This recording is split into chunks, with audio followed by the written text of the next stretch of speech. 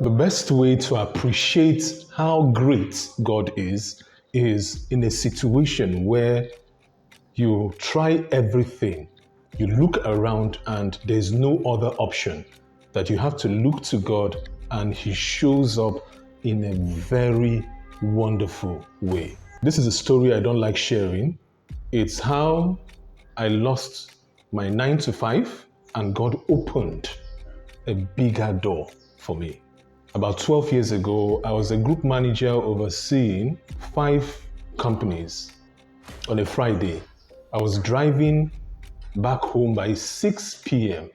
and I considered that going back home very early because my normal closing hours was 8 p.m. from Monday to Saturday. While I was driving, my phone started ringing. So I looked around to check for my phone, and when I picked the call, I had a very familiar voice saying, "Where are you? Check your email." And I was like, "Check my email? Okay, I will do that when I get home. Check your email immediately. It's important." And I was like, what could be that important? I parked the vehicle and I checked my email. When I read this email, I was surprised. Let me take you back 2 weeks for that event. I was called for a group meeting with the group chairman and the group CEO. First, they said, "You have been doing a very good job, one, but we need you to show up at work 7 days in a week." I went back to prayer and I was asking God, is this the only way? I had so many disadvantages. My first disadvantage is I was in a foreign country and I needed that source of income. I was ready to work even 8 days in a week to ensure that that source of income was secured. But God had better plans. Now I didn't have a job. It was on a Friday. My mind started racing. My mind started calculating. What do I do exactly? What exactly do I do? 2 days after that day, my wife called me and told me we should pray. Now remember, I've been working very, very hard. Prayer wasn't really something I had really considered because I felt it was about how much I could work, how much I could put in. I was there to impress. And she said we should pray. And we should pray for 7 days. And we prayed for 7 days. And she said something. She said, I should decide what I want God to do within the 7 days. And guess what my prayer point was? My prayer point was, God, restore my job. Because I knew it was restorable. All I needed to do was go to talk to the group chairman, who was my very good friend, and my job is back. I said, God, restore my job. And she paused and asked me a question. What if God has better for you? I looked at her and I was like, what could be better than this? I'm at virtually the peak of my own career. What could be better? She said, what if God has better for you? Remember, this job paid my rent.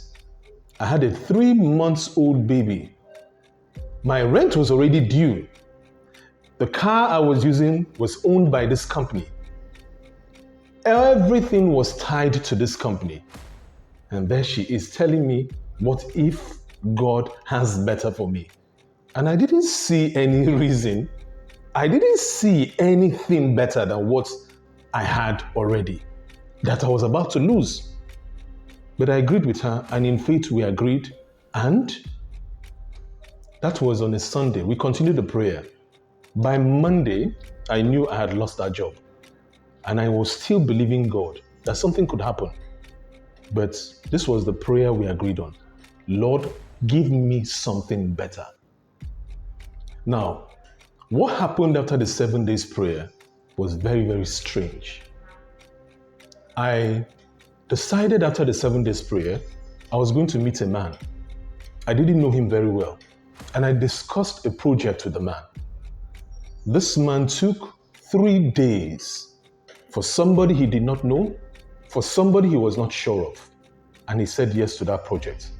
Now I knew that was God. Now what he paid me was twice every month what I was paid as a group manager.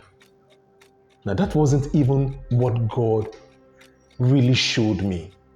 God showed me one big mistake I was making, and so many make. The limitations we have when we are in a 9 to 5. And that limitation is when we tie everything, our joy, our happiness is tied to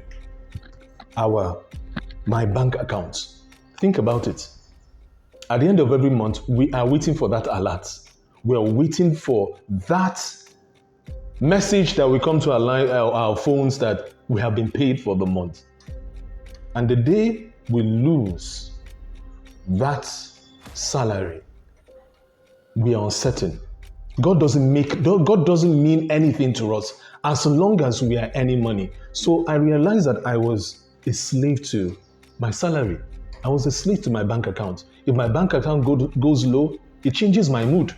I become frustrated. And I was doing everything possible for a salary. This is what God showed me, that I was ignoring the most important bank account. It took me 2 years for me to appreciate this, that the most important bank account I was ignoring. And that bank account will always replenish my bank account. And that bank account was the value bank account. Everybody has a value bank account. You currently have a value bank account because your years of experience, your years of failure, your skills, your knowledge is in that value bank account. Now let me explain this. I later went into serious debt, and then God unveiled this to me. I looked through my value bank account and I realized something. I had so much in that value bank account, and only God said, pick one thing, solve one problem for one people, one set of people, one problem for one set of people. It's how Moses was leading people from Egypt to the promised land. And that was the concept God gave me. And God was teaching me this and telling me that if I can show people all the experience I've had in writing better proposals and writing proposals, because that was what I picked for my value bank account, helping businesses write better proposals. So I decided to do a workshop, a weekly workshop on teaching people how to write better business proposals. And to my greatest shock, I was making in a day 3 times in one day what I was paid as a group manager. I want you to think about this. As a group manager, what I was paid, I was making 3 times in a day. Now you ask, okay, this doesn't really make any sense, but look at it very well. Business proposals are used by small businesses across the globe. Every country has at least 1 million small business. Some have 10 million or more small businesses. How many of them do you think will be interested in learning how to write better proposals? A lot. This was sitting in my value bank account and I was doing nothing about it. My question to you is this: what is in your value bank account?